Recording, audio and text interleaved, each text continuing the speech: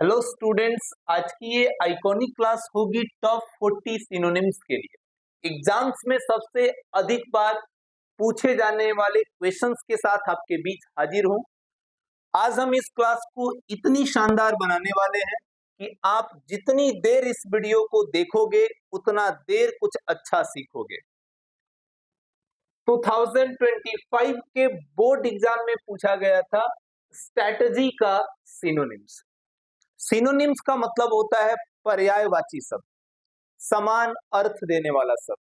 तो फिर स्ट्रैटेजी का, जिसका मतलब होता है रणनीति, कोई प्लान बना रहे हैं आप, कोई नीति बना, कोई पॉलिसी बना रहे हैं आप कि हाउ टू कंप्लीट इट, कैसे पूरा करेंगे, उसके लिए आपने जो अपनी स्ट्रैटेजी बनाई है, तो स्ट्रैटेजी के लिए क्या एक सिनोनिम हो सकता है?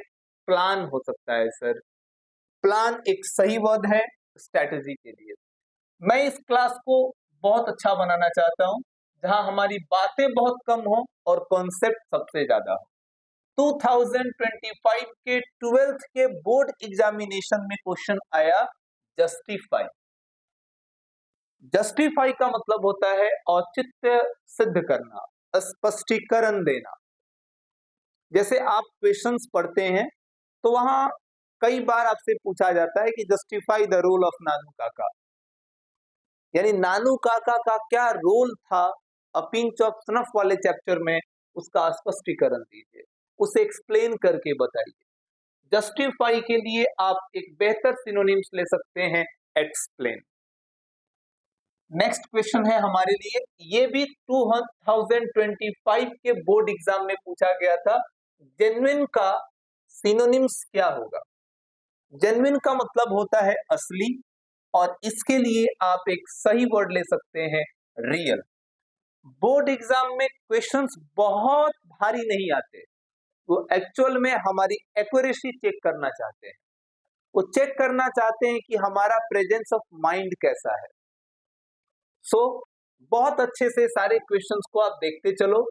निश्चित रूप से ये वोकैब का जो सेशन मैं इस बीच में ले रहा हूं, सबसे पहले मैंने इडियम्स एंड फ्रेज का सेशन किया, उसके बाद एंटोनिम्स का सेशन हुआ, आज सिनोनिम्स का सेशन है, कल वन वर्ड सब्स्टिट्यूशन का सेशन होगा, और इसके बाद इडियम्स एंड फ्रेज की एसएससी में टॉप 200 क्वेश्चंस, 200 ऐसे क्वेश्चन जो एसएससी सीजीएल के एग्जाम्स में, एसएससी के सभी एग्जाम्स में अगेन एंड अगेन पूछे गए हैं, उन सभी क्वेश्चंस की लिस्ट लेके आऊंगा, सबके लिए हेल्पफुल होंगी। उसकी पूरी सीरीज चलेगी, लगभग 8 से 9 वीडियो में मैं उस 200 क्वेश्चन को कंप्लीट करूंगा। हर वीडियो तकरीबन 10 से 12 मिनट की ही होगी। बस समय कम, कॉन्सेप्ट ज्यादा। बीके सिंह का आपसे है वादा। कॉन्सिल्ड का क्या होगा सिनोनिम, ये पूछा गया हमसे 2025 के एग्जाम में। कॉन्सिल्ड के लिए हिंदी मीनिंग होता है छुपा हुआ, और इसके लिए आप एक सही वर्ड ले सकते हो, हिडन। हिडन इसके लिए एक एक्यूरेट शब्द होगा, मतलब कोई चीज है जो छुपी हुई है। डोरमेंट 2025 में बोर्ड एग्जाम में पूछा गया क्वेश्चन है। डोरमेंट का मतलब होता है सुप्त, मीन्स इन स्लीप, कोई सुप्त हो, इनएक्टिव हो, सोया हुआ हो, स्लीपिंग मूड में हो, उसे आप कहते हो डोरमेंट सिचुएशन में होना।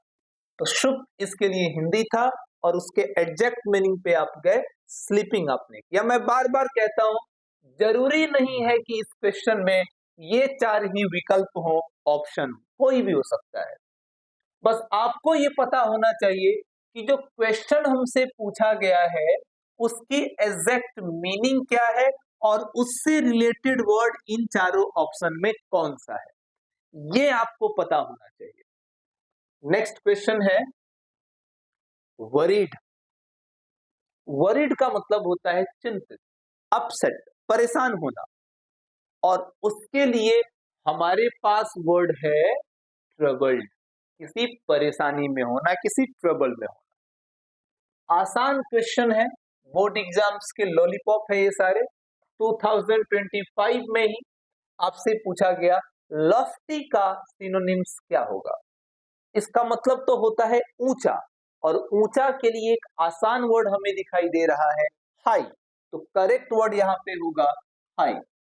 नेक्स्ट है 2025 का ही क्वेश्चन है फॉरबिड। 4 का क्वेश्चन है फॉरबिड। फॉरबिड का मतलब होता है रोकना, मना करना।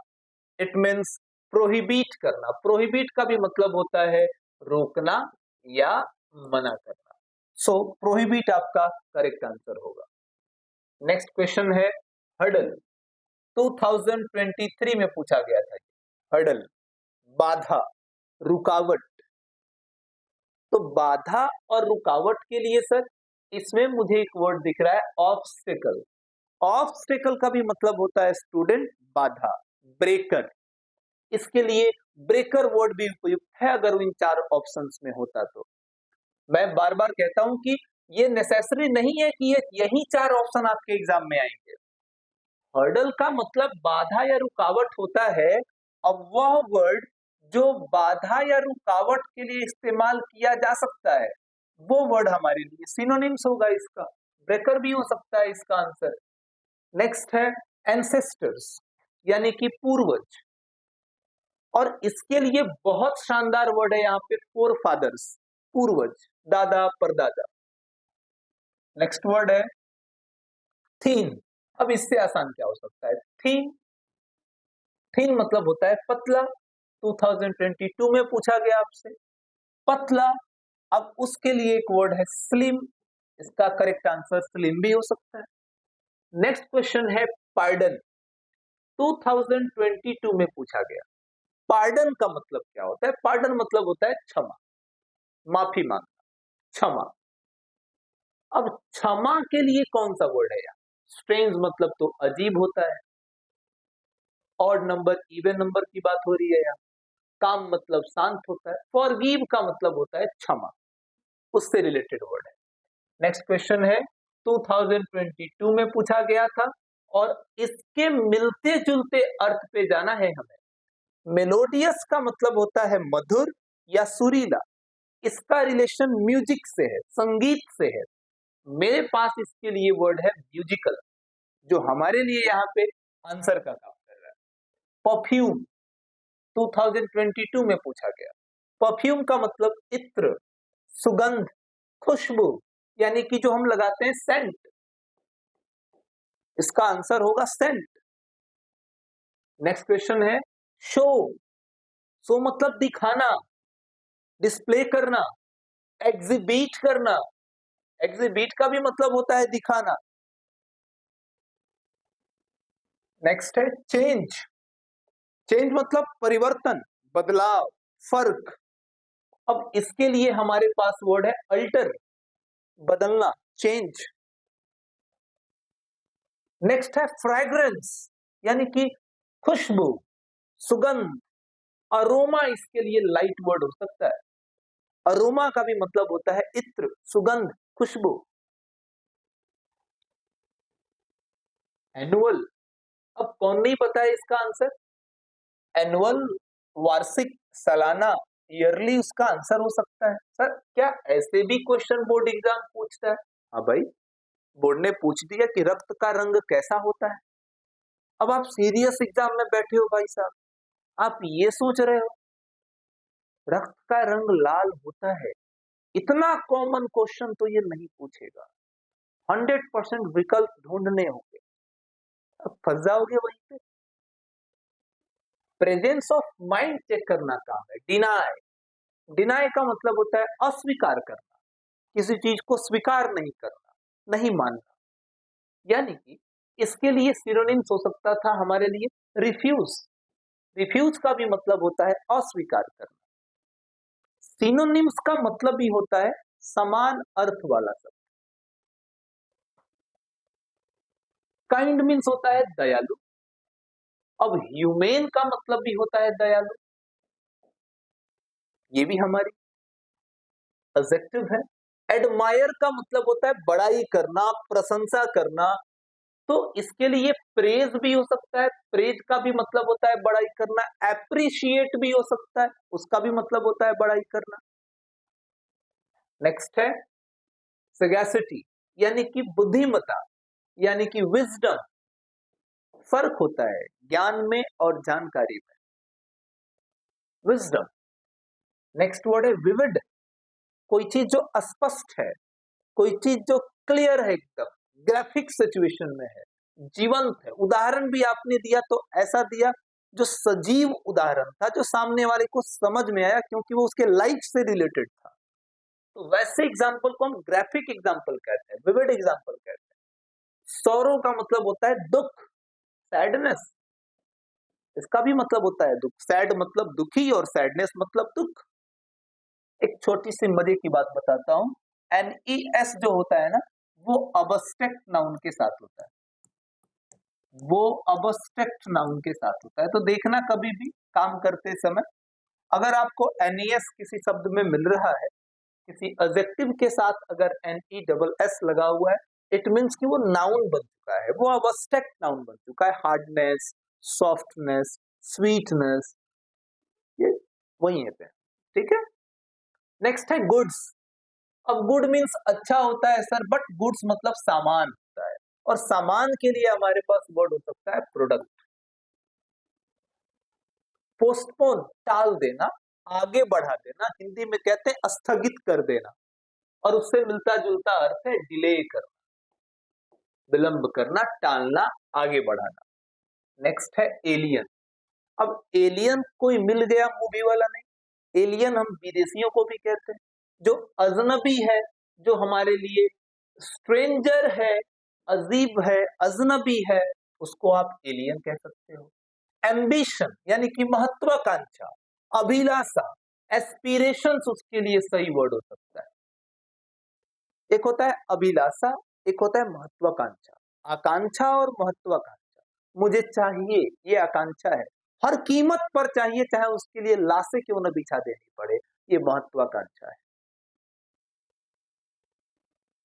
नेक्स्ट वर्ड है ग्लोरी, यानी कि वैभव, प्रतिष्ठा, महिमा, ऑनर, ये इसी के लिए रिलेटेड वर्ड, ऑनर इसका करेक्ट आंसर होगा। ग्रैंड का मतलब होता है भव्य, शानदार, आपने देखा होगा ग्रैंड ओपनिंग, शानदार ओपनिंग हुई है। स्टेटली इसके लिए वर्ड होगा, स्टेटली का भी मतलब होता है भव्य, शानदार।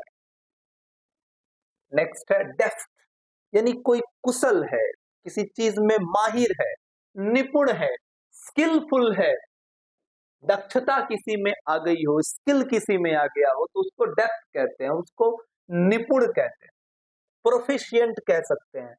निपुण के लिए एक वर्ड आता है प्रोफिशिएंट। आप इसके लिए मिलता जुलता एक और वर्ड प्रोफिशिएंट ले सकते हैं, जैसे प्रोफिशिएंट इन टीचिंग, पढ़ाने में माहिर, पढ़ाने में निपुण। नेक्स्ट है हर्मिट, यानी कि सन्यासी, यानी कि मॉन्क, इसको कह सकते हैं आप सन्यासी। नेक्स्ट सरप्राइज, आश्चर्य, अमेजमेंट, इसके लिए भी अमेजमेंट वर्ड हो सकता है सरप्राइज के लिए। गाइड, जो मार्ग दिखाए, जो मार्गदर्शक हो, मेंटोर जिसे कहते हैं आज के लिए हम, वो मेंटोर हो सकता है। जर्नी, यात्रा। अब बहुत शानदार एक वर्ड है, हम सबके लिए होता है, ट्रिप पे गया था, यात्रा पे गया था। क्या ही है इन सभी क्वेश्चंस में, एक नजर देखते जाओ, चीज क्लियर होती जाएगी। गेन का मतलब होता है लाभ, या कि मुनाफा, प्रॉफिट, ये हमारे लिए सही वर्ड। नेक्स्ट है हॉर्ड, संग्रह, संचय, स्टोर करके रखना किसी चीज को। दुर्गा पान भंडार, वो हॉर्ड है, संग्रह है वहां पान का, संचार है। वैकेंट का मतलब होता है खाली, रिक्त, मीन्स एम्प्टी, खाली होना। हम लोग बचपन में इसे इम्पीटी पढ़ते थे, बड़े हुए तो पढ़े इसे एम्प्टी। नेक्स्ट वर्ड है बैरन, यानी कि बंजर, अनउपजाऊ, यानी कि कहा जाए तो आप इसे कह सकते हो डिजर्ट। फसल ही नहीं हो जिसमें। ये सारे आज के लिए थे वर्ड्स।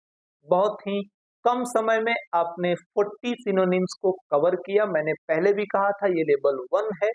इसके बाद अब ग्रेडेड लेवल की बात करेंगे हम लोग।